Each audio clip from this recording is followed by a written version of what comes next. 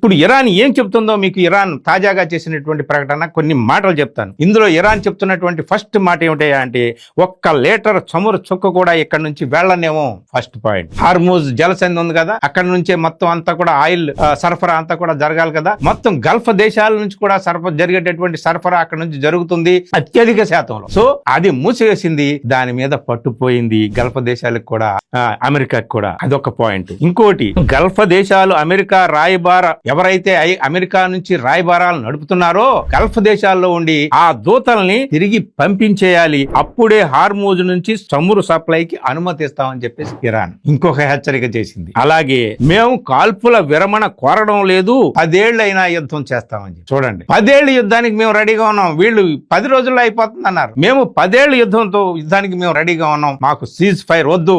We don't want cease fire with Trump. ఎందుకంటే Trump మోసగాడు, శాంతి చర్చల పేరు చెప్పి మా మీద 2 సార్లు దాడులు చేశాడు. ఇంకో పాయింట్ ఏమిటా అంటే, కాల్పుల విరమణ కావాలంటే ఎప్పుడు మా మీద దాడి చేయమని చెప్పి మీరు మాకు గ్యారంటీ ఇవ్వాలి. ఇలాంటి చాలా చూసాం. మీరు ఏం గ్యారంటీ ఇస్తారో గ్యారంటీ ఇవ్వండి, అప్పుడు మేము మానుకుంటాం దీన్ని. ఇంకొక పాయింట్, ఇంకో హెచ్చరిక చేసింది ఇరాన్. అదేమిటి అంటే, మరోసారి దాడి చేయకుండా దురాక్రమణదారులు ముఖం మీద గుద్ది మరి చెబుతాం మేము we are ready to face any consequence. అది ఇరాన్ చెప్తున్నటువంటిది. ఇంకోటి ఏమిటి అంటే, లాస్ట్ గా ఇరాన్ చేసినటువంటి తాజా హెచ్చరికలో అతి ముఖ్యమైనది, మాటలతో మాకు పని లేదు, శత్రు సైనిక శిబిరాలని ధ్వంసం చేసి తీరుతామని చెప్పేసి ఇరాన్ తాజాగా చేసినటువంటి హెచ్చరిక అన్నమాట.